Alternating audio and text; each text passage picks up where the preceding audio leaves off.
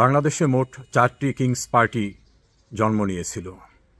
আপনাদের মনে থাকার কথা 2007 সালে ফেরদৌস আহমেদ কুরেশির নেতৃত্বে Bangladesh progressive development party PDF তৈরি হয়েছিল। সেগুনবাগিচায় রিপোর্টার্স ইউনিটি সংলগ্ন ভবনে তাদের অফিস নেওয়া হয়েছিল। সে সময় আওয়ামী লীগ বিএনপিকে মাইনাস করে নতুন একটি পার্টি করার প্রক্রিয়া শুরু হয়েছিল। সেই সময়ের যারা ক্ষমতাসীন মঈনুদ্দিন ফখরুদ্দিনদের নিশ্চয়ই সেখানে পৃষ্ঠপোষকতা ছিল, কারণ অন্য কোনো দল কোথাও কোনো রাজনীতি কোনো সভা সমাবেশ করতে না পারলেও ওই পার্টিকে সর্বত্র সভা সমাবেশ করতে দেয়া হতো এবং অনেকেই আগ্রহ ভরে সেই পার্টিতে ঝুঁকে পড়েছিলেন। শেষ পর্যন্ত তাদের পরিত্রাণ হয়নি। অন্যদিকে ডক্টর মোহাম্মদ ইউনূস তখন নাগরিক শক্তি নামে আর একটা পার্টি করার চেষ্টা করেছিলেন। তিনি ভালো সাড়া না পাওয়ার কারণে তিনি তখন তার সেই প্রচেষ্টাকে রণে ভঙ্গ দিয়ে তিনি চলে যান। অপর যে রাজনৈতিক দলগুলি ক্ষমতার ভিতর থেকে তৈরি হয়েছে, জিয়াউর রহমান নিজে সামরিক আইন প্রশাসক হিসেবে নিজেকে ঘোষণা করার পরই তিনি বিভিন্ন রাজনৈতিক দলের নেতৃবৃন্দকে নিমন্ত্রণ করে তার সঙ্গে নিয়ে, যে বিশেষ করে যারা চাইনিজ রাজনীতি করতেন এবং মুসলিম লীগ বা ইসলামিক রাজনীতি করতেন এবং কিছু জাসদের অংশ, তাদের নিয়ে জিয়াউর রহমান প্রথমে একটি প্রক্রিয়ায়, দ্বিতীয় প্রক্রিয়ায় তারপরে বিএনপি তৈরি করেন। জেনারেল এরশাদও একই অবস্থায় সামরিক আইন প্রশাসক হিসাবে ক্ষমতা দখল করে তার পরবর্তীতে বিভিন্ন রাজনৈতিক দলের নেতৃবৃন্দ, বিশেষ করে যারা কোথাও ঠাঁই পাচ্ছিল না এমন সকল নেতৃবৃন্দদের নিয়েছিলেন।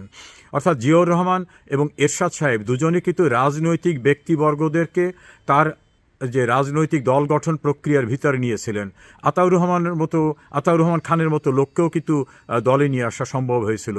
কাজী জাফর, যারা বিভিন্ন সময় গণতন্ত্রের কথা বলতেন, সিরাজুল আলম খান থেকে শুরু করে সিরাজুল ইসলাম খান, এরকম অনেক ব্যক্তিরা যারা রাজনীতিতে সবসময় একটা ভিন্ন ধারার কথা বলতেন, তারাও কিন্তু সামরিক শাসকদের সঙ্গে একাত্ম হয়ে ক্ষমতার হালুয়া রুটি ভাগ করে নিয়েছেন।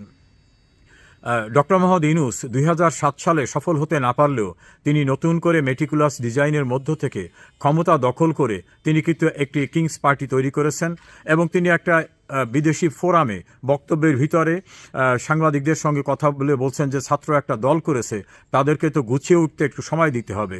সেই গুছিয়ে ওঠার ক্ষেত্রে সরাসরি কোনো রাজনৈতিক পরিমণ্ডলের বিশিষ্ট ব্যক্তিদের সম্পৃক্ত না করে তরুণদের নিয়ে একটি রাজনৈতিক দল করার প্রচেষ্টা ডক্টর মোহাম্মদ ইউনূস মূলত করছেন। তো সেই ক্ষেত্রে ব্যতিক্রম হচ্ছে যে এই দল করার প্রক্রিয়ার ভিতরে তিনি যেভাবে রাষ্ট্রযন্ত্রকে ব্যবহার করছেন, তা অতীতে জেনারেল এরশাদ, জেনারেল জিয়াউর রহমান বা অন্যভাবে যারা ক্ষমতায় এসেছেন তারা কেউ সেটা করতে পারেননি। বিশেষ করে সেনাবাহিনীর কনভয় ব্যবহার করা, র্যাবের ব্যবহার করা, বিজিবি, পুলিশ এবং সরকারি প্রশাসন এবং ক্ষমতায় থাকা মন্ত্রী পদমর্যাদার উপদেষ্টারা সকলে সম্মিলিতভাবে থেকে এই নতুন দলটি করার প্রক্রিয়ায় আছেন। দেশের প্রাইম মিনিস্টার অথবা প্রেসিডেন্ট তারাও যদি কোনো প্রোগ্রামে যান, সেক্ষেত্রে তাদের যে প্রোটোকলের অবস্থা থাকে সেই প্রোটোকলকে অতিক্রম করে, এদের প্রোটোকল দিয়ে, প্রোটেকশন দিয়ে, সরকারি সকল যন্ত্রপাতি ব্যবহার করে এদের দিয়ে একটা রাজনৈতিক দল গড়ার চেষ্টা করছেন। তবে হোঁচট শুরুতেই বিভিন্ন জায়গা খাচ্ছেন। গোপালগঞ্জে প্রচণ্ড প্রতিরোধের মুখে পড়েছিলেন অতি সাধারণ মানুষের। কক্সবাজারে দেখলাম একই রকম প্রতিরোধের মুখে পড়েছেন। ফরিদপুরে যাওয়ার পথে একই অবস্থা, কোথাও পরিত্রাণ হচ্ছে না। এখন সামরিক শাসন দেশে জারি থাকলে হয়তো সামরিক বাহিনী পাশে থাকে। বর্তমানে সামরিক শাসন জারি না থাকলেও সামরিক বাহিনীকে যেভাবে ব্যবহার করা হচ্ছে, র্যাবকে ব্যবহার করা হচ্ছে, পুলিশকে ব্যবহার করা হচ্ছে, বিজিবিকে ব্যবহার করা হচ্ছে, সামরিক শাসন আমলে যারা কিংস পার্টি তৈরি করেছেন, আমি যদি ফেরদৌস আহমেদ কুরেশির কথা বলি, জিয়াউর রহমানের দল করার কথা, এরশাদের দল করার কথা বলি, তারাও কিন্তু এই রকম সুযোগ সুবিধা পেয়ে দল করার জন্য রাষ্ট্রীয় পৃষ্ঠপোষকতা এভাবে নিতে পারেন নাই। তারা হয়তো ক্ষমতার লোভ দেখিয়ে বিভিন্ন দল থেকে দলছুট মানুষদের নিয়ে এসেছেন, যারা রাজনীতিতে কোনো বড় পদ পদবি পান নাই, মন্ত্রী এমপি হতে পারেন নাই, তাদেরকে ডেকে নিয়ে এসে হালুয়া রুটির ভাগ দিয়ে বিভিন্ন প্রক্রিয়া, এটা গোজামিলের ভিতর থেকে রাজনৈতিক প্ল্যাটফর্ম তৈরি করে রাজনৈতিক দল করেছিলেন। কিন্তু এই যে বাচ্চাদের যে দলটা, যারা 20টা জেলায় যে পরিমাণ ভোটার লাগবে দলের রেজিস্ট্রেশন হতে, সেই ভোটারও যারা জোগাড় করতে পারছে না, সেই বাচ্চাদের দিয়ে দল করতে গিয়ে প্রশাসনকে এমনভাবে ব্যবহার করছেন, এত প্রোটেকশন প্রোটোকল নিচ্ছেন, যেটা আমার মনে হয় কোথাও রাষ্ট্রপতি গেলে বা প্রধানমন্ত্রী গেলে এই পরিমাণে প্রোটেকশন প্রোটোকল এবং রাষ্ট্রযন্ত্র ব্যবহার করা হয় না।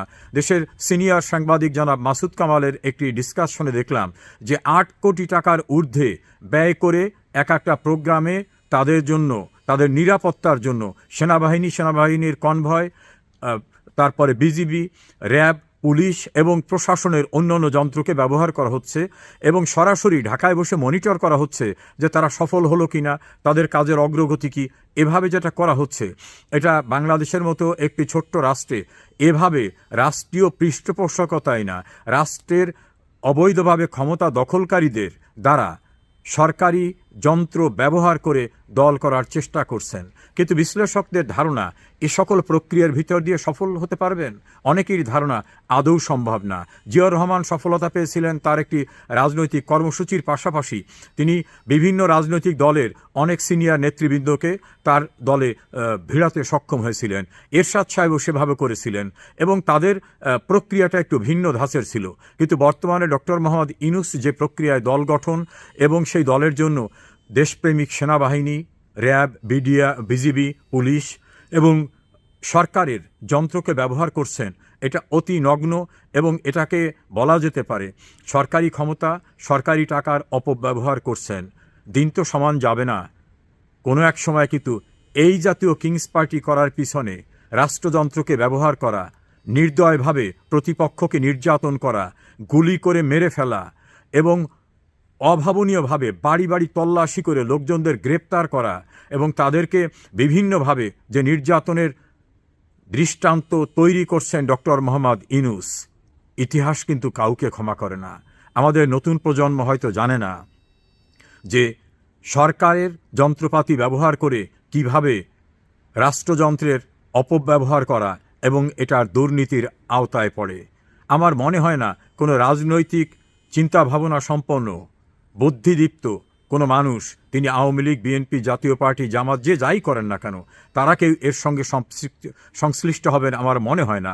তবে ক্ষমতায় যাবার জন্য, এদের সান্নিধ্য পাওয়ার জন্য, সাপোর্ট পাওয়ার জন্য জামাত যেমন সরাসরি না হলেও দেখা যায় যে নেপথ্যে তারাই রয়েছেন। বিএনপিকে যে অশ্লীল অশ্রাব্য ভাষায় গালিগালাজ করে তাদেরকে দুর্নীতিবাজ, চাঁদাবাজ, বাস স্ট্যান্ড, টেম্পো স্ট্যান্ড দখলকারী হিসাবে চিহ্নিত করা, তাদের নেতাদের নামের পিছনে অশ্লীল শব্দ ব্যবহার করে স্লোগান দেওয়া, এভাবে বিএনপিকেও যারা হিউমিলেট করছে, বিএনপি আমি জানি না তাদের এইবার কিংস পার্টির টুকাই এনসিপি কে নিয়ে গুরুত্বপূর্ণ তথ্য দিল ব্যারিস্টার রেজাউল করিম। শেষ পর্যন্ত কি রক্ষা হবে কিনা সেটা দেখার বিষয়। আমার রাজনৈতিক বিশ্লেষণ, এই মিলিটারি, র্যাব, বিজিবি, পুলিশ, সরকারি প্রশাসন দিয়ে দল করে এই দলকে মানুষের ভিতরে খাওয়ানো যাবে না। জামাত বা উগ্রবাদী যারা আছে তাদের সাহায্য নিয়েও কিছু করা যাবে বলে আমার মনে হয় না।